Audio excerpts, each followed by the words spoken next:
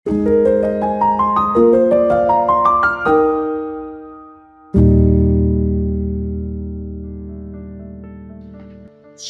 Bapak Ibu dan Saudara yang terkasih dalam Tuhan. Senang kita bisa berjumpa lagi dalam Sapaan Gembala hari ini. Mari sebelum kita membaca dan merenungkan firman Tuhan, kita berdoa. Tuhan, terima kasih kami boleh menikmati kehidupan di hari yang baru ini. Kami percaya bahwa kami boleh menjalani kehidupan ini di dalam kasih dan penyertaan Tuhan. Mohon hikmat pertolongan Tuhan ketika kami juga akan merenungkan sebagian dari firman-Mu.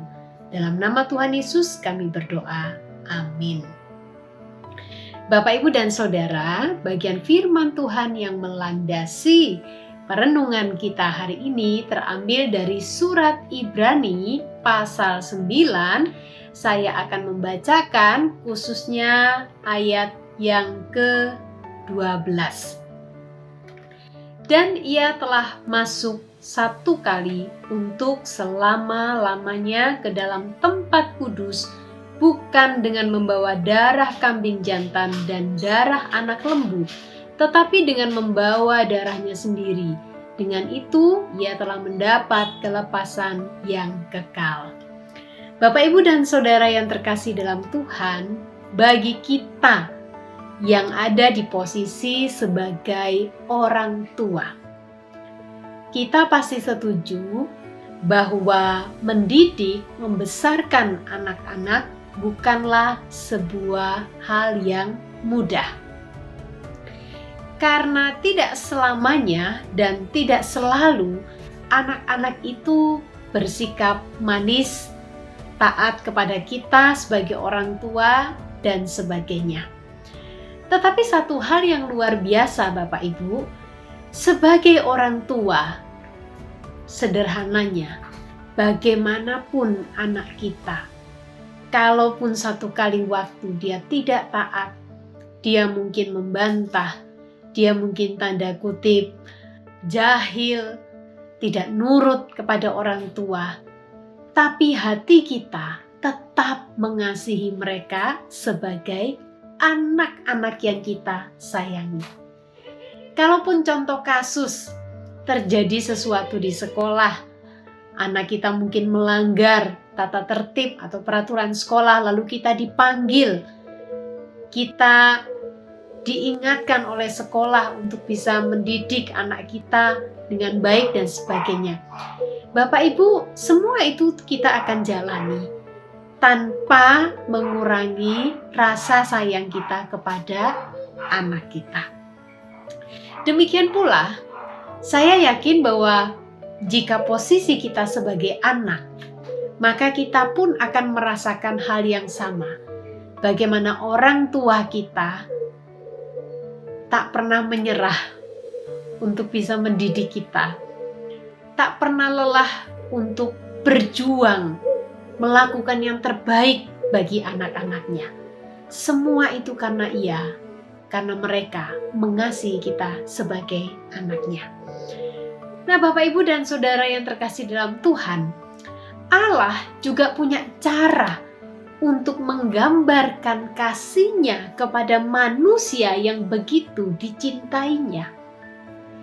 Meskipun manusia yang dicintainya itu adalah manusia yang berdosa, manusia yang tidak taat, manusia yang seringkali mungkin mengecewakan hati Tuhan. Tapi Tuhan tidak bisa mengingkari betapa Ia mencintai, mengasihi manusia.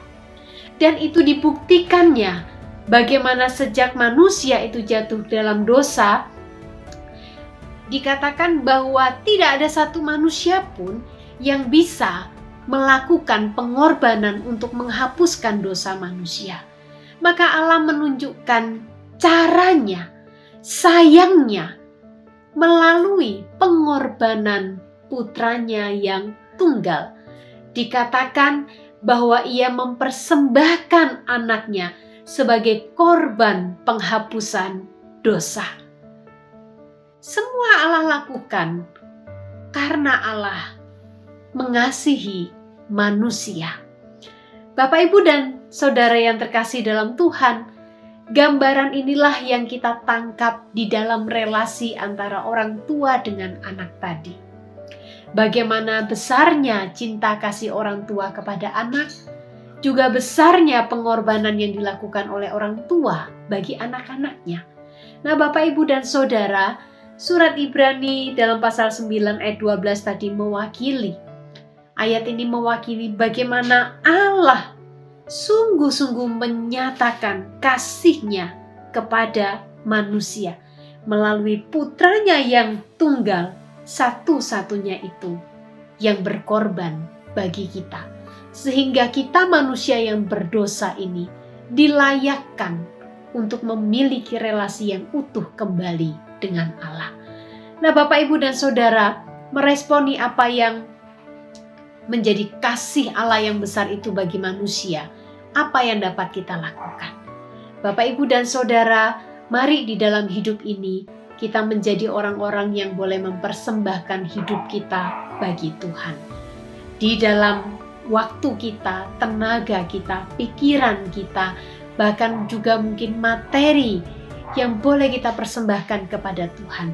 Kiranya itu boleh menjadi ungkapan syukur kita, karena kita memang tak pernah bisa membalas kasih Allah yang luar biasa bagi kita manusia yang berdosa ini. Bapak, Ibu, kiranya kebenaran firman Tuhan ini boleh mengawali langkah hidup kita di hari yang baru ini, bahwa cinta kasih Tuhan yang besar telah aku terima.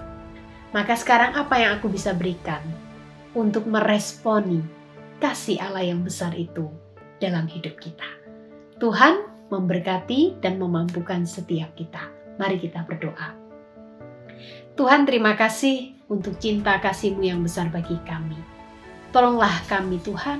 Kami boleh menyadari, bahkan kami pun boleh melakukan hal-hal yang berkenan di hadapan-Mu, mempersembahkan hidup kami, hati kami bagi Tuhan. Terpujilah nama-Mu, Tuhan. Demi Kristus Yesus kami berdoa. Amin. Selamat menjalani aktivitas hari ini. Tuhan Yesus memberkati.